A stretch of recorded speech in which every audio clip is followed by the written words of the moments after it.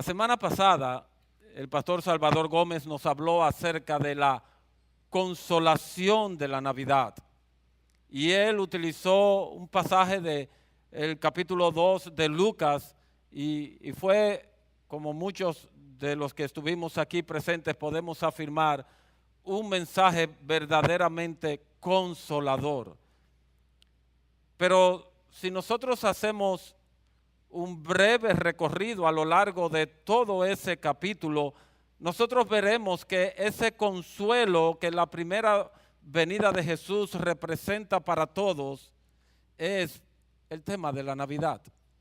Y yo quisiera invitarles a que fueran brevemente conmigo allí a Lucas capítulo 2 para que veamos lo que acabo de decirles. Lucas capítulo 2, versículo 10. Dice la palabra de Dios allí: mas el ángel les dijo, no temáis, porque he aquí os traigo buenas nuevas de gran gozo, que serán para todo el pueblo, porque os ha nacido hoy en la ciudad de David un Salvador, que es Cristo el Señor. En esa primera Navidad, el regalo fue el Salvador. El Salvador. Vean el versículo 21 también. Cuando se cumplieron los 8 días para circuncidarle, le pusieron por nombre Jesús. Y Mateo nos aclara que ese nombre significa que Él salvará a su pueblo de sus pecados. Él es el Salvador, Él es el que salva. Versículo 29, un pasaje que el pastor Salvador explicó muy bien. Ahora, Señor, permite que tu siervo se vaya en paz conforme a tu palabra. ¿Por qué? Porque han visto mis ojos tu salvación. Versículo 38, hablando de Ana. Y llegando ella en ese preciso momento, daba gracias a Dios y hablaba de él a todos los que esperaban la redención de Jerusalén. Él es el Salvador.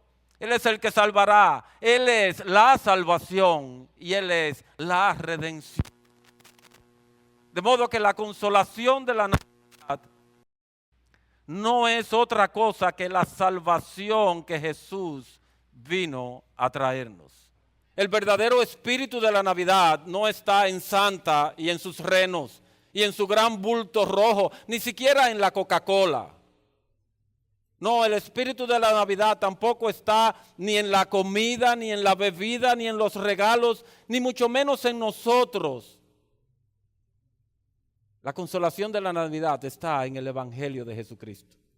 Por tanto, hermanos, el mejor regalo que nosotros podemos compartir los unos con los otros es el Evangelio. Es el Evangelio. Sí, es bueno recibir algunos presentes, pero es mucho mejor recibir algunas palabras de consuelo del Evangelio. El Evangelio de salvación es consolador porque nos reconcilia con Dios en Jesucristo. Es consolador porque es un mensaje de amor que nos transforma en hijos del Dios Altísimo. Es de gran consuelo porque es un mensaje que nos revela que hemos sido escogidos, predestinados, llamados, justificados y glorificados en los lugares celestiales en Jesucristo desde antes de la fundación del mundo. Es por eso que consuela. Es un mensaje consolador porque en Cristo nosotros tenemos reservada en los cielos una esperanza viva y ciertísima de una herencia que es incorruptible, inmaculada y que no se marchitará nunca. Es un mensaje consolador porque nosotros hemos sido trasladados por medio del Evangelio de Jesucristo, de las tinieblas a su luz admirable, de la muerte a la vida. Es consolador porque hemos pasado de hijos del diablo a hijos de Dios. Hemos pasado del infierno a la gloria. Es por eso que el Evangelio es consolador para nosotros. Pero esa consolación que Jesús vino a traernos en la vida de cada uno de aquellos que somos hijos de Dios, no fue consumada en su primera venida. Tal como señalaba el pastor Leopoldo hace un momento, el mismo Jesús nos dijo, en el mundo tendréis aflicción. Por lo que la consolación de la Navidad que inició en Belén deberá ser finalmente consumada en la segunda venida de nuestro bendito Salvador, cuando Él venga en las nubes del cielo con poder y gran gloria.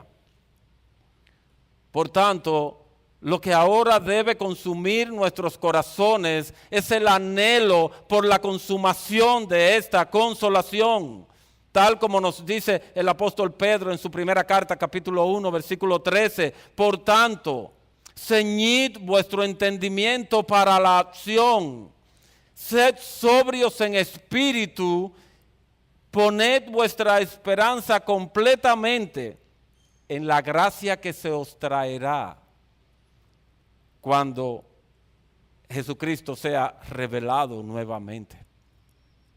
Ya hubo una gracia que se nos trajo en su primera venida, pero hay una segunda gracia que Él nos traerá. Y a la luz de esa esperanza que es, dice el apóstol Pedro aquí, que es completa, Él nos dice, cíñanse los lomos de vuestro entendimiento y sed sobrios. Esta vida no es un juego, hermanos. Hay lugar para la recreación, pero el apóstol nos dice aquí, sean sobrios, porque lo que está en juego no es un juego, no es un juego. Es por eso que no debemos quedarnos junto al pesebre en Belén, sino que una vez hemos pasado la cruz, hemos pasado el Gólgota, entonces debemos contemplar con esperanza la segunda venida de nuestro Salvador. Y mi propósito en el día de hoy es refrescar en la mente de ustedes algunas de las bendiciones que están reservadas para nosotros cuando el Señor se manifieste por segunda vez. Y que esto nos lleve a reafirmar nuestra esperanza y más aún a reenfocar nuestra vida cristiana. A reafirmar nuestra esperanza y a reenfocar nuestro caminar en Cristo. Y el primer pasaje que yo quisiera mostrar, en el que yo quisiera usar para mostrar las bendiciones que Jesús nos traerá en su segunda venida es Mateo 24, versículos 30 hasta el 31. Dice el Señor allí, versículo 30 de Mateo 24. Entonces aparecerá en el cielo la señal del Hijo del Hombre, y entonces todas las tribus de la tierra harán duelo y verán al Hijo del Hombre que viene sobre las nubes del cielo con poder y gran gloria. Y Él enviará a sus ángeles con una gran trompeta y reunirán a sus escogidos de los cuatro vientos desde un extremo de los cielos hasta el otro. Y son muchas las cosas que se pueden decir de un pasaje como este, pero yo solo quiero destacar una. Cuando Jesús regrese a este mundo, se ocupará primeramente de su pueblo. Él enviará a sus ángeles y estos juntarán a sus escogidos. Y cuando el juicio comience, los verdaderos cristianos estaremos a salvo. Ni un solo cabello de nuestras cabezas caerá en tierra, ni un solo hueso del cuerpo universal de Cristo será quebrado en ese día. Eso es consolador, eso es consolación consumada. Aquellos ángeles gloriosos que hoy se regocijan en el cielo cuando un pecador se arrepiente, arrebatarán con gozo y con júbilo al pueblo de Cristo para que reciban a su Señor en el aire y así estén siempre con Él. Sin duda alguna, ese día será terrible para los incrédulos, pero para nosotros será un día de consuelo y esperanza consumados. Nuestra consolación será completa. Cuando Cristo regrese en su gloria, los verdaderos creyentes seremos por fin reunidos. Y yo quiero que pensemos un poco en eso. Pensemos en la felicidad que experimentaremos cuando estemos todos juntos. Toda la familia de Dios, de toda tribu, pueblo, lengua, nación, todos juntos con un solo propósito: adorar y glorificar al Cordero que fue inmolado. Ya no habrá separación. Estaremos todos juntos, unos con otros y con el Señor. Pero la primacía de los hijos, que los hijos de Dios tendremos en la segunda venida de nuestro Salvador, comprende algo más. Pablo nos dice entonces en 1 Tesalonicenses capítulo 4, versículo 16: pues el Señor mismo descenderá del cielo con voz de mando, con voz de arcángel y con la trompeta de Dios, y los muertos en Cristo se levantarán primero. Entonces nosotros, los que estemos vivos y que permanezcamos, seremos arrebatados juntamente con ellos en las nubes al encuentro del Señor en el aire, y así estaremos con el Señor siempre. Y quiero que no olviden la imagen anterior de Mateo 24, en la que los ángeles nos reunirán. No olvidemos eso. Y yo quiero que ustedes piensen ahora en esto, porque lo hemos vivido en este año que acaba de pasar. La tristeza que nos causó la separación por causa de la muerte de algunos de nuestros hermanos, ahora se transformará en gozo cuando ellos se levanten primero. Cuando ellos se levanten primero y cuando seamos reunidos juntamente con ellos para nunca más ser separados, porque la muerte no existirá más. Pero esto solo será el inicio del gozo y de la alegría. A esto le seguirá el hecho glorioso de ser reunidos con el Señor, y todo culminará con nuestra eterna permanencia en Él y con Él. Ya no habrá separación física ni entre nosotros ni de Él tampoco. Por siempre estaremos unos con otros y con Él. Dicho de otra manera, cuando Jesús vuelva, tendremos el consuelo de la reunión celestial con los santos y el consuelo de la bendición eterna de estar para siempre al lado de nuestro Señor. Consuelo, verdadero y definitivo consuelo. Y yo quiero concluir esta parte con el versículo 18 de 1 Tesalonicenses capítulo 4. Pablo nos exhorta allí diciéndonos: consolaos los unos a los otros con estas palabras. Consolémonos con estas palabras. Cuando nosotros veamos partir a algún hermano a la presencia del Señor, entendamos que alguna vez volveremos a estar con Él.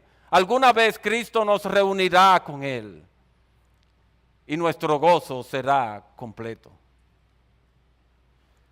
Por otro lado, en 1 Corintios capítulo 15, el apóstol Pablo nos agrega otras bendiciones que alcanzaremos cuando Jesús vuelva y que son parte de nuestra esperanza en la gracia que se nos traerá en la revelación de Jesucristo. Lean conmigo 1 Corintios 15 a partir del versículo 51. He aquí os digo un misterio: no todos dormiremos, pero todos seremos transformados. En un momento, en un abrir y cerrar de ojos, a la trompeta final, pues la trompeta sonará y los muertos resucitarán incorruptibles y nosotros seremos transformados. Porque es necesario que esto corruptible se vista de incorrupción y esto mortal se vista de inmortalidad. Pero cuando esto corruptible se haya vestido de incorrupción y esto mortal se haya vestido de inmortalidad, entonces se cumplirá la palabra que está escrita: devorada ha sido la muerte en victoria. ¿Dónde está, oh muerte, tu victoria? ¿Dónde, oh sepulcro, tu aguijón? El aguijón de la muerte es el pecado y el poder del pecado es la ley. Pero a Dios gracias que nos da la victoria por medio de nuestro Señor Jesucristo. Por tanto, mis amados hermanos, estad firmes, otra vez, constante, abundando siempre en la obra del Señor, sabiendo que vuestro trabajo en el Señor no es en vano. Se destaca aquí, en primer lugar, el hecho de que cuando Cristo vuelva, todos seremos transformados. Ya hemos sufrido una transformación. Cuando Cristo nos salvó, ciertamente nos trasladó de las tinieblas a su luz. Ciertamente nos resucitó de entre los muertos espirituales a la vida espiritual que es Él. Pero aquí se nos está hablando de una transformación definitiva, completa. Será un momento glorioso para todos nosotros. Los que han muerto volverán a tener sus cuerpos nuevamente. Pero no el cuerpo de muerte que dejaron, sino un cuerpo glorificado, libre de las debilidades que una vez conocieron. Los que estemos vivos, yo entre ellos, esa es mi esperanza. Experimentaremos una transformación indescriptible. Hermanos, eso es algo glorioso de pensar.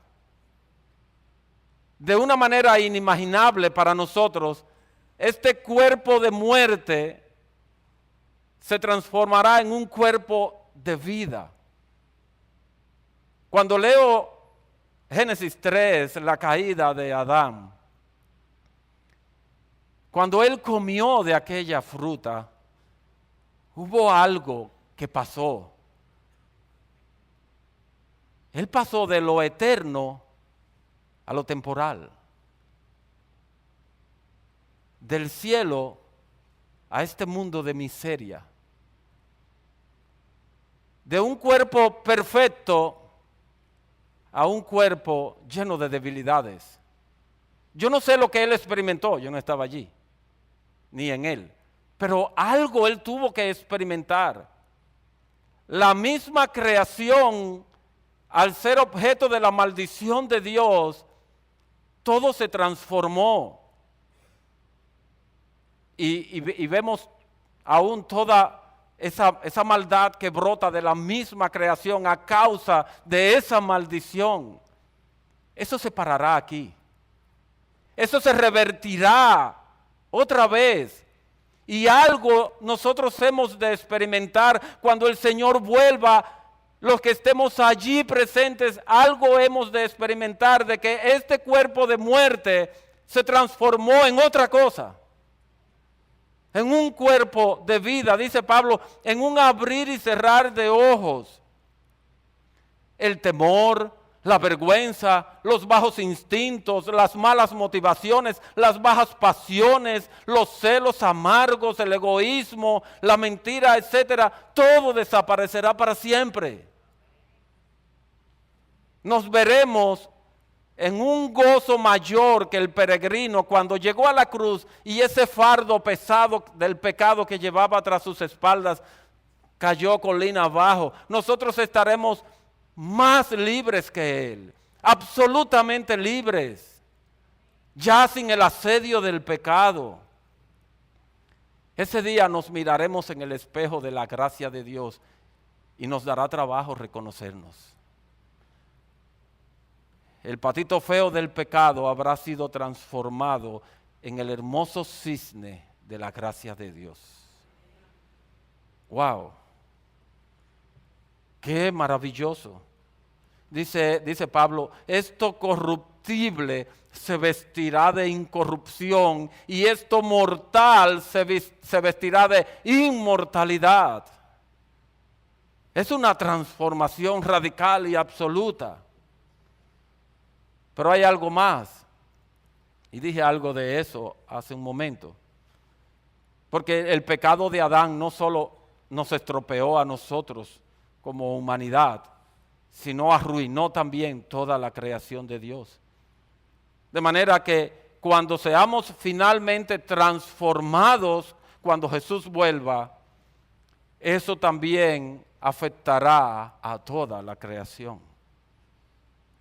Es por eso que Pedro nos dice que según la promesa divina, nosotros esperamos que nuevos cielos y nueva tierra en los cuales mora la justicia. Y particularmente creo que Pablo recoge muy bien lo que quiero decir en Romanos capítulo 8, versículo 20. Porque la creación fue sometida a vanidad, fue vaciada de su esencia, perdió su esencia, y dice él, no de su propia voluntad, sino por causa de aquel que la sometió, en la esperanza de que la creación misma será también liberada de la esclavitud de corrupción a la libertad de la gloria de los hijos de Dios. Sí, nosotros seremos glorificados, pero la creación también. Así que relacionando este pasaje de Romanos con el versículo 58 de 1 Corintios 15, que es donde estamos, Pablo entiende que el anhelo por esa transformación debe impactar entonces toda nuestra manera de vivir.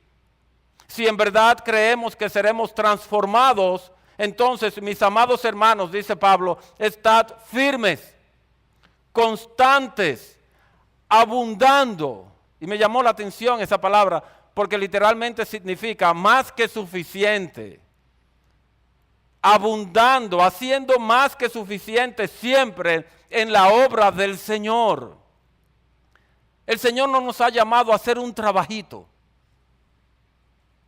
Él nos ha llamado a hacer hasta que sobreabunde en su obra, sabiendo que vuestro trabajo duro, es la idea, en el Señor no es en vano.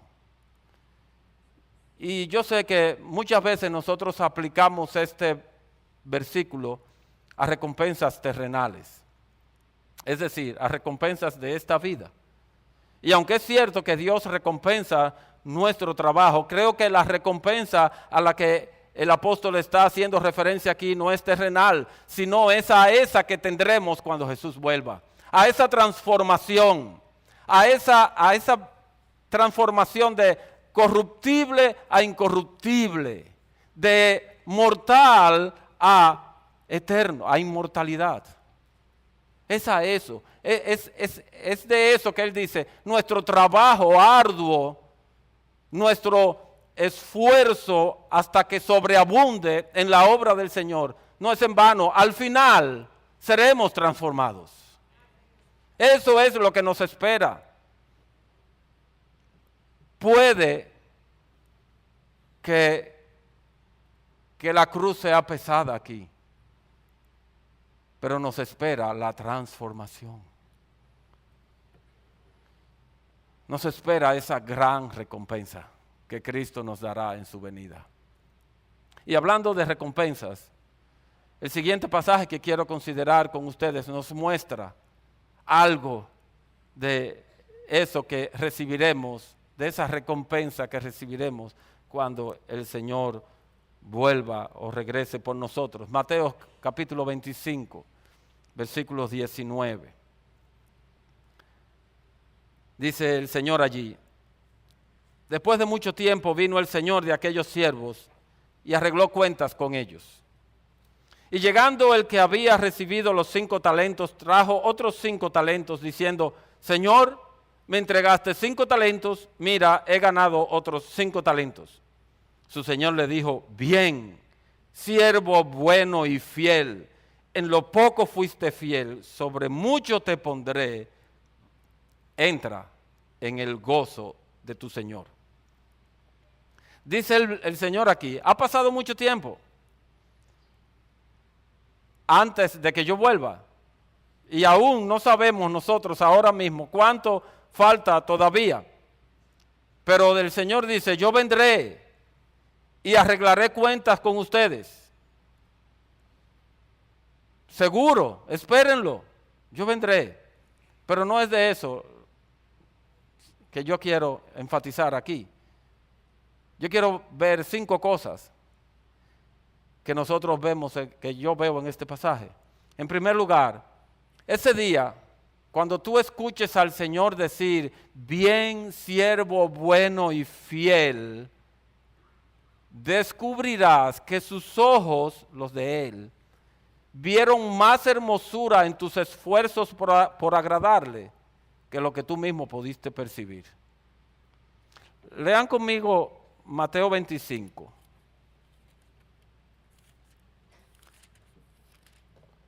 A partir del versículo 37.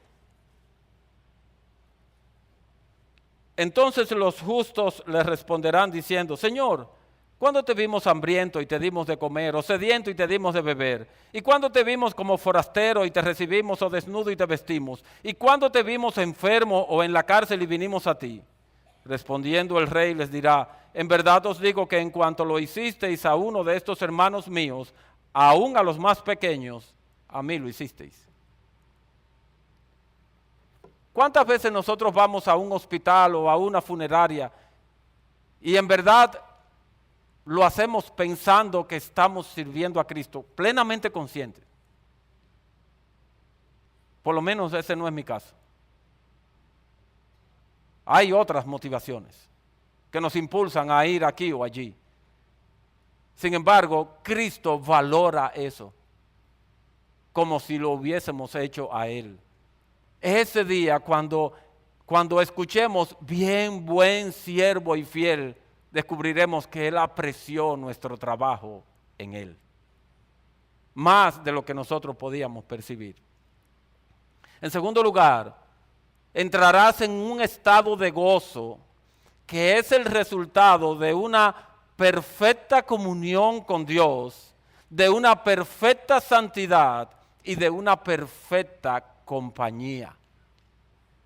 En aquel día, a la presencia de Dios no entrará nada inmundo. No habrá nada inmundo allí. Todo será santo, perfectamente santo. Y eso producirá gozo. En tercer lugar, descubrirás ese día que ese no es el gozo común que muchas veces experimentamos aquí. Es el gozo del Señor. Entra en el gozo de tu Señor. Es un gozo que Él ha comprado y ha provisto para ti a costa de sus propias aflicciones, obediencia y justicia. Pero también descubrirás que dado que es el gozo de Dios, será excepcionalmente grande. Nunca antes tú habrás experimentado un gozo como ese. Y en quinto lugar, no será un gozo que se te transmite, no. Más bien es que serás sumergido para siempre en el océano de la dicha inmensa y eterna que solo Dios puede proporcionar. Es que tú vas a ser sumergido en el gozo. No se trata de unas pequeñas gotas, se trata de todo un océano donde tú vas a estar inmerso. Así que, mi hermano, puede que la cruz sea pesada ahora, pero ese gozo inefable y glorioso compensará todo tu trabajo aquí y ahora. Aquí y ahora. Bien, habiendo visto estas cosas, acerquémonos todavía un poco más a ese momento donde nuestra consolación será consumada. Vamos a Apocalipsis capítulo 7.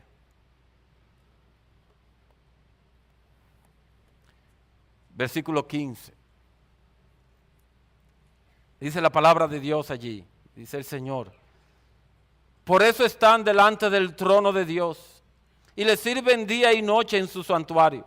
Y el que está sentado en el trono extenderá su tabernáculo sobre ellos y no tendrán hambre, ni tendrán sed, ni caerá más sobre ellos el sol, ni calor alguno, porque el Cordero que está en medio del trono los pastoreará y los guiará a fuentes de aguas de vida, y Dios mismo enjugará toda lágrima de sus ojos.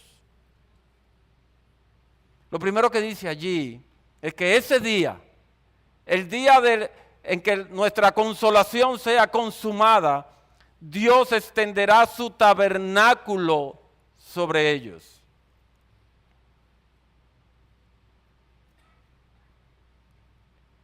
¿Qué pasó cuando el tabernáculo fue levantado? Dice que la gloria de Dios llenó el lugar. Y lo mismo pasó cuando el templo fue levantado. ¿Y qué pasó con el pueblo? Dice que ni los sacerdotes podían entrar a ministrar a causa de la gloria de Dios. Pero aquí nos está diciendo el pasaje que Dios extenderá su tabernáculo sobre nosotros. Nosotros estaremos dentro de ese tabernáculo y la gloria de Dios lo llenará y nosotros podremos estar allí. Nosotros podremos estar allí y no tendremos hambre, ni sed, ni caerá más sobre nosotros el sol, ni calor alguno. Estaremos en la presencia misma de nuestro Dios. Y para que la próxima vez que pasen por el Salmo 23, quiero que recuerden esto. Porque el Cordero que está en medio del trono los pastoreará y los guiará a fuentes de aguas de vida. Para que entiendan quién es el buen pastor. Jehová es mi pastor y Él es el que me guiará a fuentes de aguas de vida. Dice aquí que es el Cordero. Ese pastor bueno que se describe allí no es otro que nuestro Señor Jesús. Y Él enjugará toda lágrima de nuestros ojos. Ahora yo quiero que den un brinquito, Apocalipsis 21, para que veamos esto mismo con un poquito más de información. Y veamos lo que nos dijo Pedro también, de que esperamos cielos nuevos y tierra nueva. Apocalipsis 21, vi un cielo nuevo y una tierra nueva, porque el primer cielo y la primera tierra pasaron y el mar ya no existe. ¿Saben por qué no existe el mar? ¿Hay algo de malo en el mar? Yo creo que no. Pero el mar nos divide. Si no, pregúntenle a cualquiera de esos hermanos que ustedes saben que viven en otros lugares del continente. ¿Qué nos divide? El mar. El mar ya no existirá más. ¿Por qué? Porque todos los escogidos de Dios habrán sido reunidos y estaremos juntos para siempre. Ya el mar no tiene razón de ser. Y vi la ciudad santa, la nueva Jerusalén que descendía del cielo de Dios, preparada como una novia ataviada para su esposa, hermosa, bella. Es de nosotros que están hablando ahí. A todos nos gusta que nos digan que nos vemos bien. Pues aquí dice que como una novia ataviada para su esposo, y recordamos las palabras de Pablo en Efesios capítulo 5, versículo 25, sin mancha, sin arruga, y sin cosa semejante, gloriosa, hermosa, preciosa. Es de nosotros que están hablando. Eso seremos cuando Cristo vuelva. Entonces oí una gran voz que decía desde el trono: he aquí el tabernáculo de Dios está entre los hombres, y Él habitará entre ellos, y ellos serán su pueblo, y Dios mismo estará entre ellos. Y ahora Él comienza donde terminó Apocalipsis 7, versículo 17. Aquí comienza otra vez. Él enjugará toda lágrima de sus ojos. ¿Por qué? Porque ya no habrá muerte. Ya no habrá más duelo, ni clamor, ni dolor. Entonces, ¿para qué llorar? Y si tampoco tendremos hambre, ni sed, ni calor, entonces ¿para qué llorar? Él enjugará todas nuestras lágrimas, porque las primeras cosas han pasado. Y el que está sentado en el trono dijo: he aquí yo hago nuevas todas las cosas. Y añadió: escribe, porque estas palabras son fieles y verdaderas. también me dijo, hecho está.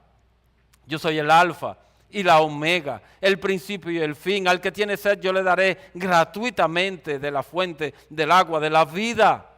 El vencedor heredará estas cosas y yo seré su Dios y él será mi hijo. Es en ese momento donde la consolación del Evangelio de Jesucristo será consumada para nosotros. Es un final donde verdaderamente seremos felices para siempre. No como Hollywood lo promete, sino como Jesús, el que es fiel y verdadero, lo ha prometido.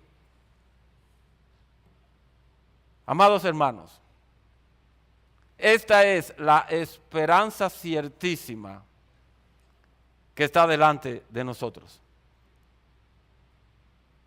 Hemos dejado atrás un año.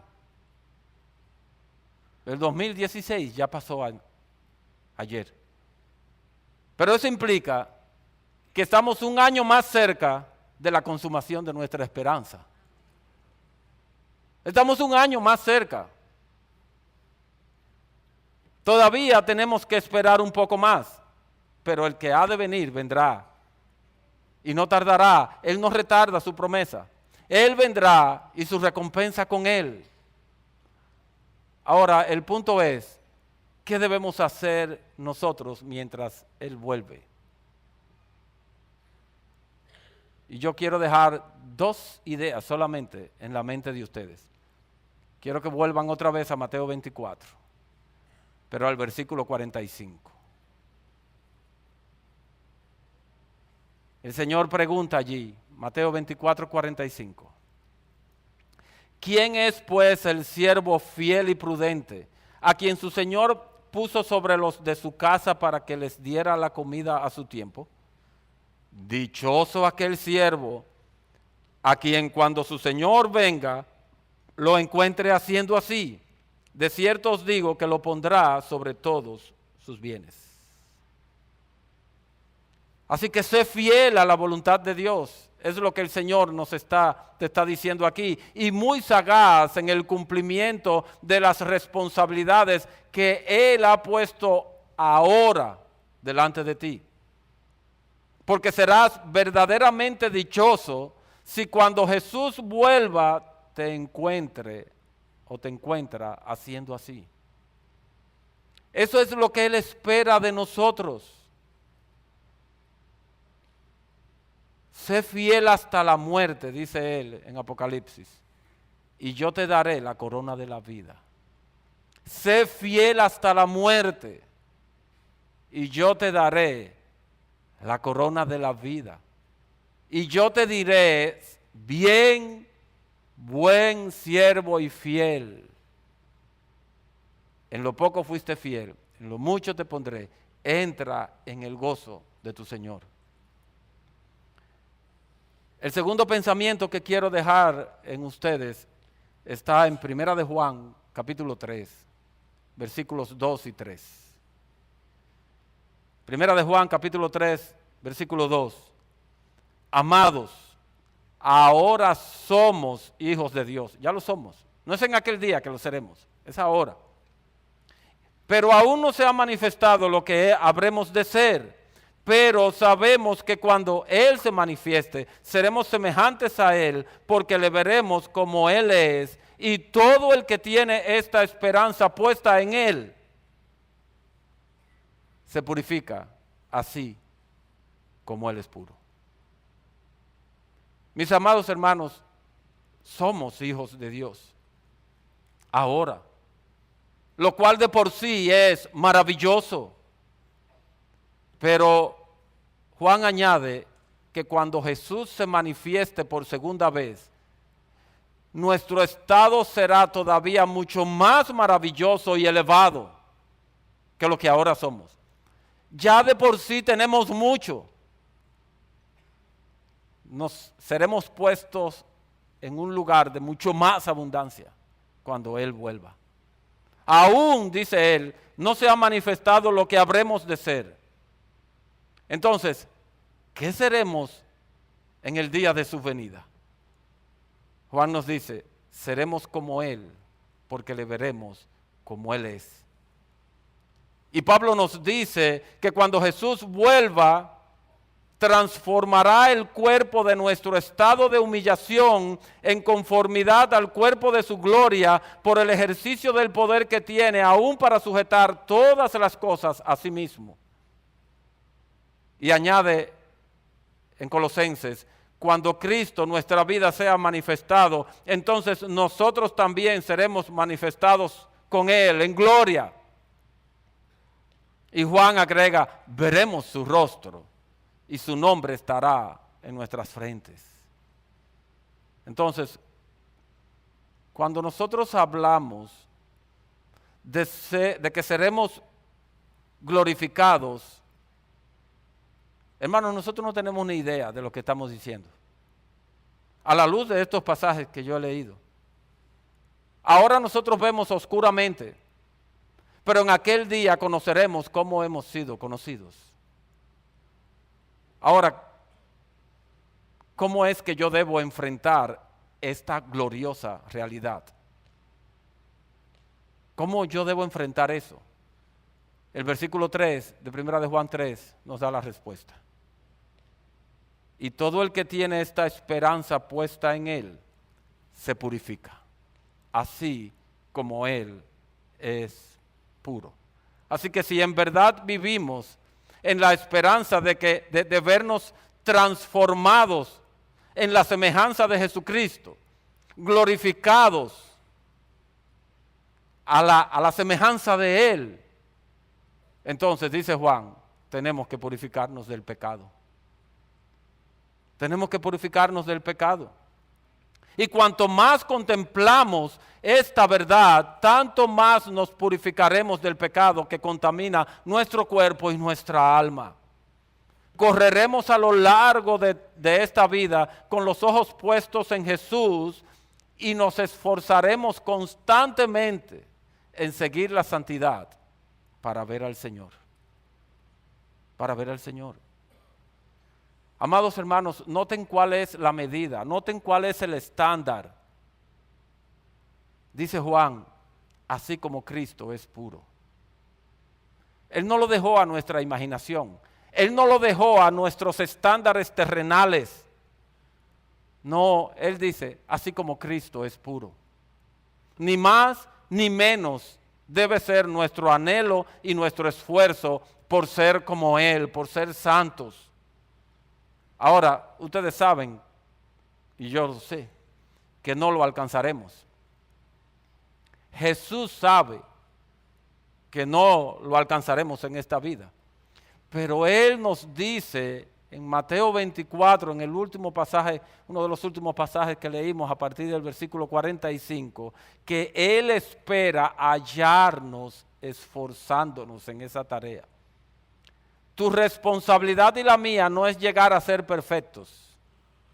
Tu responsabilidad y la mía es que Él nos encuentre esforzándonos por serlo. Eso es lo que nosotros tenemos que hacer aquí. La responsabilidad que Jesús ha puesto delante de ti no es que llegues a ser perfecto, sino a que te esfuerces. En ese sentido, Pablo debe ser un buen ejemplo a seguir por nosotros.